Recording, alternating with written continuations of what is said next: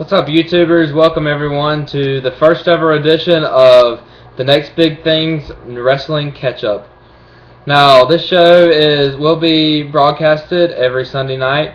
It is basically just a review of the past week in wrestling. The only time it won't be posted will be on pay-per-view weekends. On those weekends, it will be I will be doing a review of the pay-per-view instead of the wrestling catch-up. If it is an important week, if there is news, if there's enough information that's not regarding the pay-per-view that I should make another video, I will post it on Sunday night as well as the pay-per-view review, but that's unlikely as it tends to be most news during the pay-per-view week is regarding the pay-per-view. Please, everyone, before I get started, please subscribe to your channel. If you find me on YouTube, seems to me that right now I'm talking to myself. I understand it takes a while to get your name out there. Please, everyone, if you find me, subscribe. Tell your friends, anyone who watches wrestling, please tell them to come check me out. I really enjoy doing these videos. I want to continue, and I want to be the next big thing. So here we go with the first ever episode of The Next Big Thing's Wrestling Catch-Up. First of all, I'm going to start off by giving you a few thoughts on Raw last week, since I never did a review, since I was working on getting my channel started up. Based on the fact that I had to go back and read the results of Raw in order to make this video, and only 6 days ago, means that it must have been a pretty forgettable Raw. Now, that I did go back and read, I did remember there was a few segments on here, which obviously the main one, and then there was a few other segments that I really actually enjoyed. First off was the Cody Rhodes angle. I love the Cody Rhodes angle. I thought it was well done. It was a great way to not only write him off of television for his wedding, but also to get him in a major angle when he comes back, finally giving Cody Rhodes the push that he deserves. RKO. Randy Orton did a great job on the mic this week. He did some great heel work, which I feel like was what much needed. He hasn't given mic work like he did this week. Really since I was gonna say really since the Legend Killer gimmick. This is the first time he's really done a great promo. I love the stuff with the yes/no stuff with the audience that he did, the interactive stuff.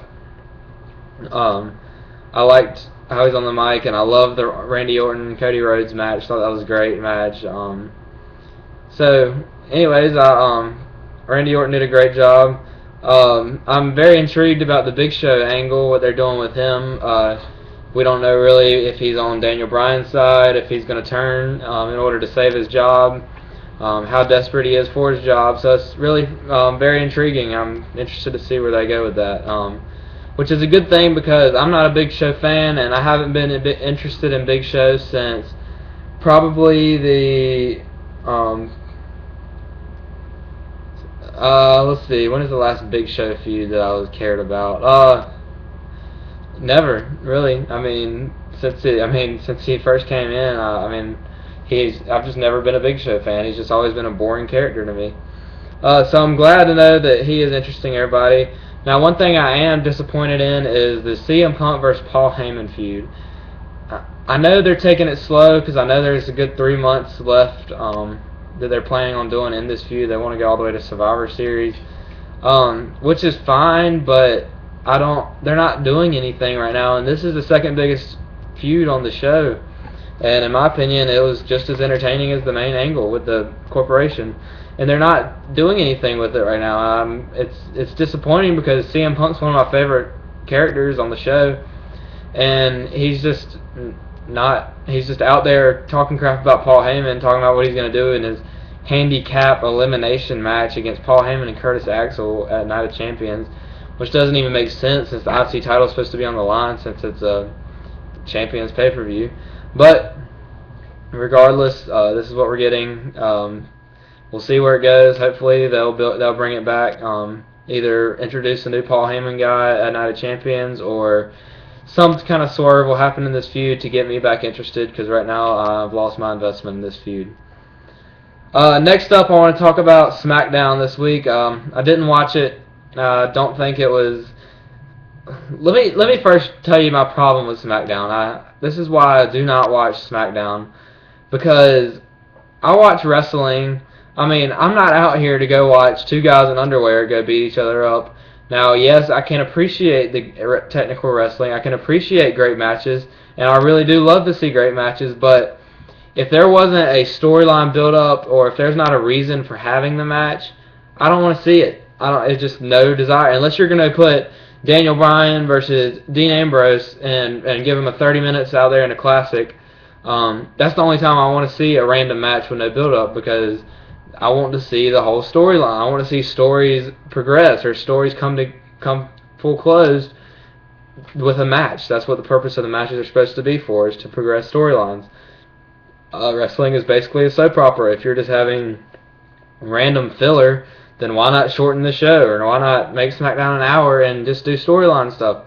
Or why not make SmackDown? Why not focus the SmackDown superstar storylines on SmackDown instead of just putting on Raw and then going to SmackDown and just having random matches? That's why I don't watch SmackDown, or replaying Raw on SmackDown. It's not necessary. Apparently there was one interesting segment though. Triple H came out and said, did an open forum with all the WWE superstars, let them express their grievances, told them not to worry about their jobs. That might be kind of interesting. I might go check that out. That's the only thing I really found. Apparently Randy Orton and RVD had a good match, but I don't care, because the number one contender for the World Heavyweight title fought the WWE champion. So, who cares? That's my problem with SmackDown, and that's why I don't watch it. If I wanted to watch just random matches, that's why I watch main events sometimes, and that's why I watch Superstars sometimes. My next topic is TNA. Now, I support TNA. I hope they can succeed as a company, but then again, I want WWE to always thrive. Not that this is any threat whatsoever. It's completely hypothetical, but if TNA ended up overcoming WWE and putting them out of business, then I wouldn't be happy about it. But I would love to see them come and be a legitimate threat or competition. And word on the street is Hulk Hogan, his time is running out. And I believe that this is a great opportunity for TNA to come and capitalize and completely restructure the company in a way that it is a substitute to WWE, as opposed to just a shitty version of the WWE. And it's like watching a shitty Attitude Era, and I don't want to see that. I've already seen it. I saw a good Attitude Era. I don't want to see a shitty one 15 years later. That's not what I'm here for. So, if Hulk Hogan gets out of the company, or even if he doesn't, the last 5 years or so have been the company has been formed around Hulk Hogan. Now, if he leaves, they can have two choices. They can go back to what they used to. They can bring back the six-sided ring. They can go back to having a high-flying X division. They can go back to doing Monsters Balls, which, I'm not saying I didn't enjoy this stuff, but I believe they have an opportunity to completely restructure the company, do something completely new, and intrigue the TNA fans, the people who support TNA just because they're wrestling fans and want to see TNA succeed. I believe they have the opportunity to do this here. AJ Styles right now is on his contract is kind of he's signed a 3-month extension. I don't know how I feel about that. I don't know if I feel like he's going to go to Bound for Glory, win the title, have a short title reign, lose it back, and that'll be the end of it. I don't know. And then he'll leave TNA for good. I don't want that, because I think that AJ Styles is the face of the company, and I would be very upset if he wasn't there. Although I would love to see him in WWE, I'd much rather him be in TNA and be the focus of the company, because he is the best thing they got going for him right now. On a positive note, No Surrender is next week. Um, their TNA pay-per-view show, free show thing that they do. They do nowadays since they got rid of their pay-per-views. Can't wait. I'm actually going to watch TNA live next week. I'm very, very, very intrigued in this show. It looks like, if I read it correctly, Mr. Anderson is going to be wrestling Bully Ray for the TNA Championship. That's awesome. I mean, the two top members of Aces and Eights are going at it for the TNA World Heavyweight Championship. That is good television. That's what we need. Tear the Aces and Eights apart. Aces and 0.8s. That's not what we need. We need something new besides a faction that just wants to take over the company, because we've seen that 50 times and it hasn't been done as good as the NWO or D-Generation X since then. Stop doing it. Also on that show, we got the Bound for Glory series finals. We got the conclusion of the Bound for Glory series, and it looks like a semifinals match is going to be AJ Styles versus Austin Aries. Give these guys 20 minutes, please. I'm begging you, TNA. Give them 20 minutes and let them put on a 4.5 to 5 star classic, because they can do it. They're great in-ring performers, and they have a match that we know is going to be good, and it has a purpose behind it. We're going for the Bound for Glory series. We're going for the TNA Championship at Bound for Glory. This is a big deal. Give them 20 minutes. Give the final. I don't care if you have to shorten the finals to 10 minutes. Give Aries and AJ 20 minutes, please. I'm begging you. And before I go, the last thing I wanted to comment on is the Cody Rhodes angle from Raw. Now, I've been over this in a previous video. I want to compliment WWE.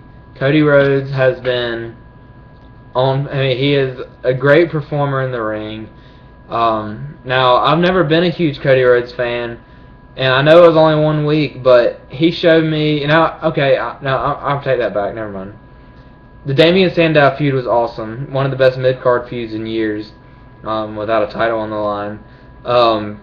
Now he comes back on Raw this week. They put him in a major angle with Triple H, and he delivers big time.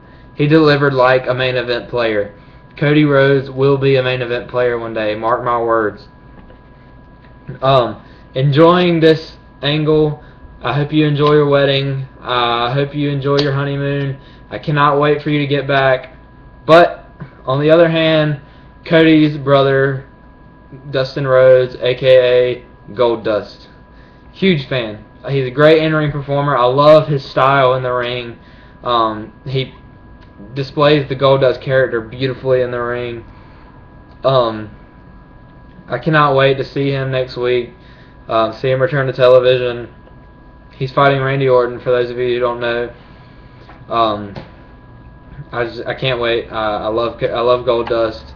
I love what they're doing with Cody Rhodes, and I hope they don't drop the ball with him. I hope they don't get cold feet and ruin the angle that they have going right now. I hope Cody Rhodes comes back in a big spot, and I hope he delivers as well as he did last week.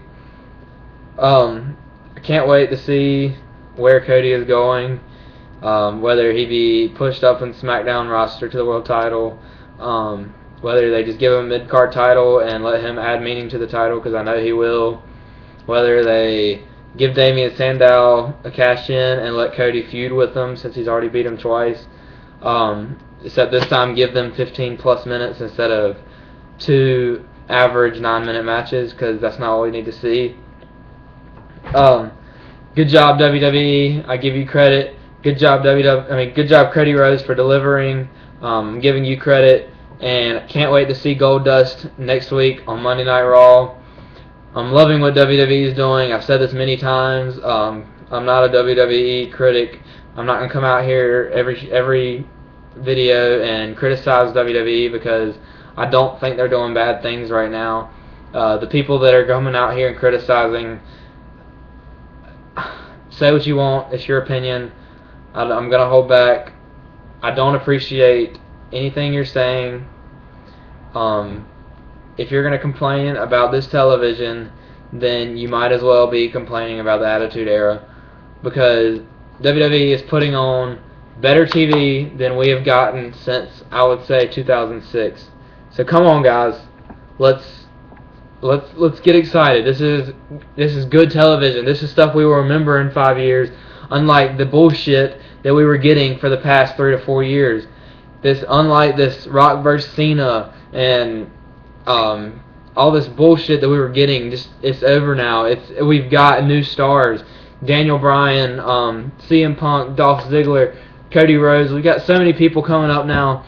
Let's pull for them. Let's stop criticizing WWE for what they're doing. Stop criticizing WWE for burying Daniel Bryan, because they're not. They're letting him open every single show, Raw and SmackDown. They're letting him main event pay-per-views. They're letting him be in the main angle and the main person in the main angle. Stop telling us that they're burying him. They're not. They're putting him as the face of the WWE. Alright. I'm calm. That's over. That was my little rant for on the IWC. Last thing I want to comment on. This is my one piece of criticism for the week. Rumor has it that John Cena and Sheamus are both returning as surprise entrants in the Royal Rumble. That's telling me that either John Cena or Sheamus is going to win the Royal Rumble. Please do not let either one of these guys win the Royal Rumble. I understand that John Cena is supposed to be in the main angle at WrestleMania. In my opinion, do not revolve this around the WWE title. This angle is bigger than the WWE title. This angle, WrestleMania, in my opinion, has become bigger than the WWE title. Let's focus it. Let's focus that angle on what it is, and let's go out and put on a 5-star match for the WWE title. Have Daniel Bryan win the Royal Rumble. Have CM Punk win the Royal Rumble. Even have Dolph Ziggler win the Royal Rumble. Have Cody Rhodes win the Royal Rumble. Push Sami Zayn to the top of the world. Have him win the Royal Rumble. I don't care what you do, WWE, but do not give Cena his 3rd Rumble win.